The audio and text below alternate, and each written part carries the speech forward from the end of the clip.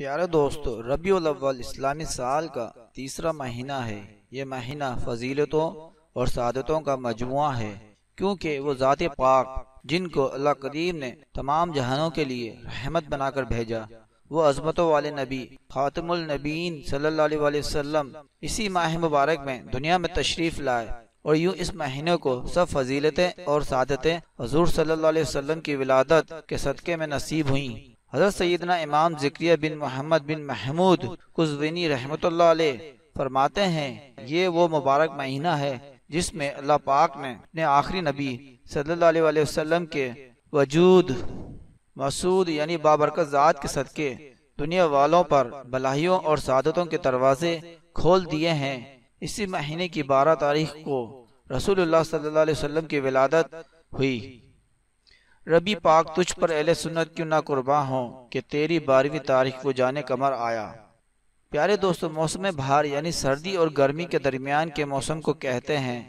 اہل عرب موسم بہار کے شروع کے زمانے کو ربیع الاول کہتے تھے۔ اس میں کھمبی اور پھول پیدا ہوتے تھے، اور جس وقت پھلوں کی پیداوار ہوتی تو ان دنوں کو ربیع الاخر کہتے تھے۔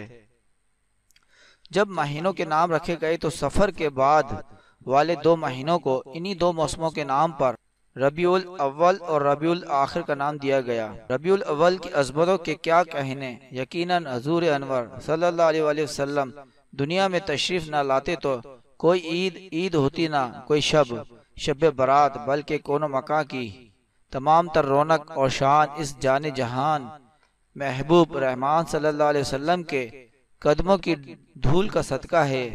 اس مبارک مہینے کی 12ویں تاریخ بہت ہی سعادتوں اور عظمتوں والی ہے۔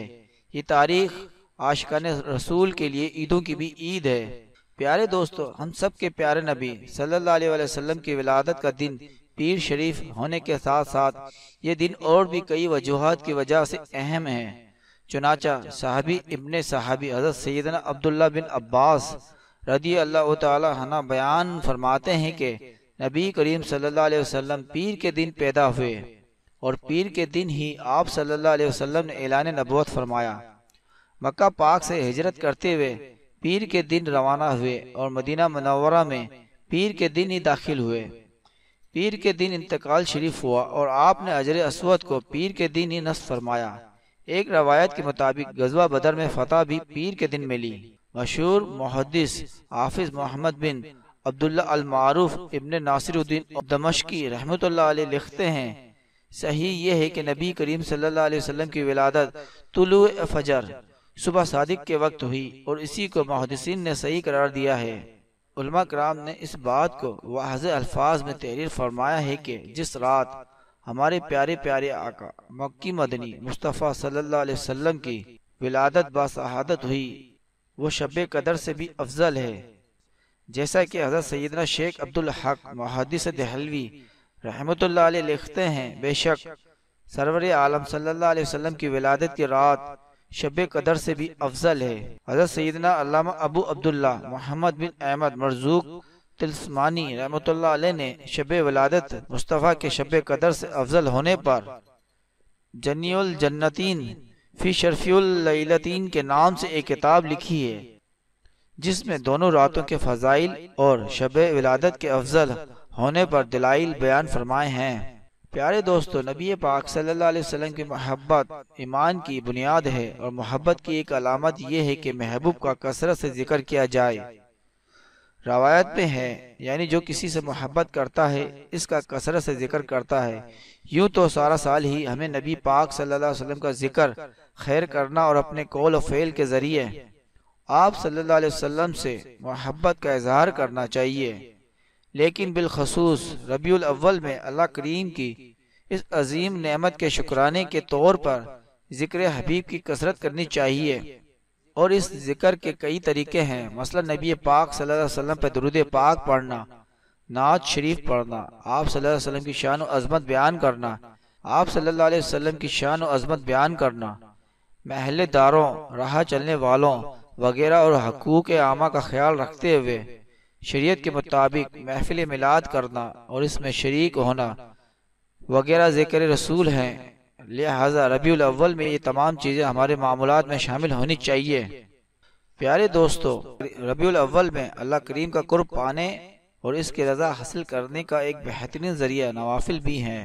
بزرگان دین اور رحمۃ اللہ علیہ فرائض و واجبات کے ساتھ ساتھ نوافل کی کثرت فرمایا کرتے تھے۔ 12ویں تاریخ کو نبی پاک صلی اللہ علیہ وسلم کی روح پاک کو تحفہ پہنچانے کی نیت سے 20 رکعت نافل پڑھیں اور ہر رکعت میں سورہ فاتحہ کے بعد 21 مرتبہ سورہ اخلاص قل هو اللہ احد پڑھے۔ ایک شخص ہمیشہ یہ نماز پڑھتا تھا، اسے خواب میں نبی پاک صلی اللہ علیہ وسلم کی زیارت ہوئی۔ آپ صلی اللہ علیہ وسلم فرما رہے تھے کہ ہم تمہیں اپنے ساتھ جنت میں لے کر جائیں گے۔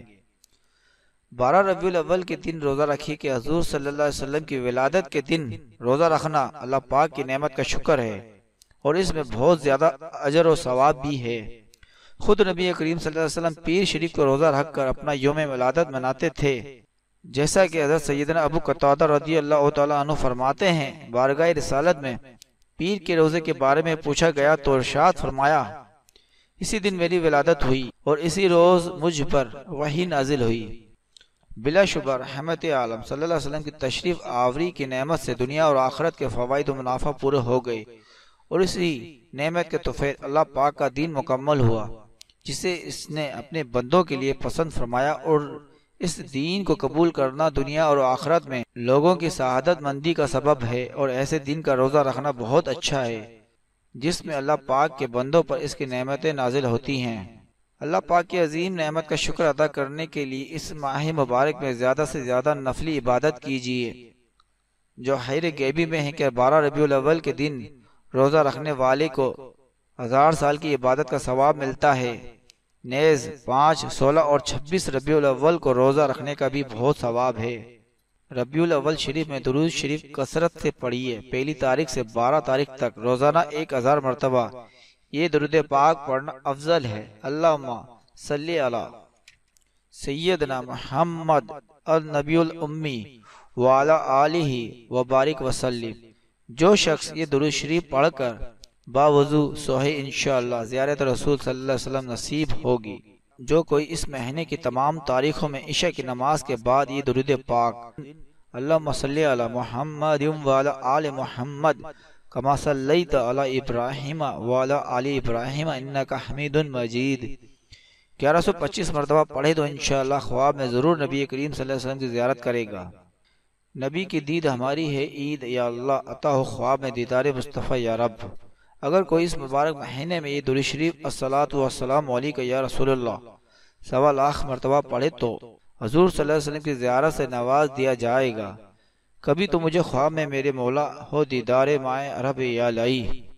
محب اعلیٰ حضرت علامہ شاہ محمد رکن الدین رحمۃ اللہ علیہ لکھتے ہیں، جب ربیع الاول کا چاند نظر آئے تو اس رات 2 رکعت کر کے 16 رکعت نافل پڑھیں۔ ہر رکعت میں الحمد شریف کے بعد قل اللہ احد 3 مرتبہ پڑھیں۔ جب 16 رکعت پڑھ لے تو یہ درود شریف 1000 مرتبہ پڑھے۔ اللہم صلی علی محمد النبی الامی رحمۃ اللہ وبرکاتہ، اور 12 روز تک یہ پڑھتا رہے تو حضور سراپا نور صلی اللہ علیہ وسلم کی خواب میں زیارت ہوگی، مگر عشاء کی نماز کے بعد اس کو پڑھا کرے اور پھر باوضو سویا کرے۔ زیارت رسول صلی اللہ علیہ وسلم کے طالب کو حلال کھانے، سچ بولنے اور سنت حبیب خدا صلی اللہ علیہ وسلم کا پابند رہنا ضروری ہے، اور باوضو سوئے۔ دیدار کے قابل تو نہیں چشم تمنا، لیکن وہ کبھی خواب میں آئے تو عجب کیا۔ جو کوئی ربیع الاول کی 12ویں تاریخ کو یہ کلمات پڑھے وہ پورا سال خوش رہے گا، اور یہ بھی منقول ہے کہ وہ بے حساب جنت میں جائے گا۔ وہ کلمات یہ ہیں: بسم اللہ الرحمن الرحیم 7 بار، یا اللہ 7 بار، یا رحمان 7 بار، یا غفور 7 بار، یا رحیم 7 بار، یا حنان 7 بار، یا منان 7 بار، یا دیان 7 بار، یا سبحان 7 بار۔ پیارے دوستو، ہمارے پیارے آقا صلی اللہ علیہ وسلم کریم کی عظیم نعمت اور رحمت الہی ملنے پر خوشی منانے اور نعمت خداوندی کا چرچا کرنے کا حکم تو خود اللہ پاک نے ارشاد فرمایا، جیسا کہ ارشاد باری تعالیٰ ہے، تم فرماؤ اللہ ہی کے فضل اور اسی کے رحمت اور اسی پر چاہیے کہ خوشی کرے، وہ ان کے سب دھن دولت سے بہتر ہے، اور اپنے رب کی نعمت کا خوب چرچا کرو۔ دنیا بھر میں مسلمان اس حکم قرآنی پر عمل کرتے ہوئے ماہ ربیع الاول میں میلاد کی محفلیں سجاتے ہیں، جس میں پیارے مصطفیٰ صلی اللہ علیہ وسلم کا ذکر ولادت اور آپ کی شان و عظمت بیان کی جاتی ہے، جو ایک مستحب اور اعلیٰ ترین کام ہے۔ اللہ کریم کی طرف سے جشن ولادت منانے والوں کو بے شمار دینی اور دنیاوی رحمتیں ملتی ہے، جیسا کہ حضرت سیدنا امام ابن جوزی رحمۃ اللہ علیہ فرماتے ہیں، جشن ولادت پر فرد اور مسرت کرنے والے کے لیے یہ خوشی جہنم سے رکاوٹ بنے گی۔ جو جشن ولادت کی خوشی میں 1 درہم خرچ کرے تو نبی کریم صلی اللہ علیہ وسلم اس کی شفاعت فرمائیں گے، رب کریم اسے 1 درہم کے بدلے 10 درہم عطا فرمائے گا۔ اے امت محبوب، تمہارے لیے یہ خوشخبری ہو، تم دنیا اور آخرت میں خیر کثیر کے حقدار قرار پائے۔ حضرت سیدنا احمد مجتبیٰ صلی اللہ علیہ وسلم کا جشن ولادت منانے والوں کو برکت، عزت، بھلائی اور فخر ملے گا۔ موتیوں کا امامہ اور سبز حلہ یعنی لباس پہن کر وہ داخل جنت ہوگا۔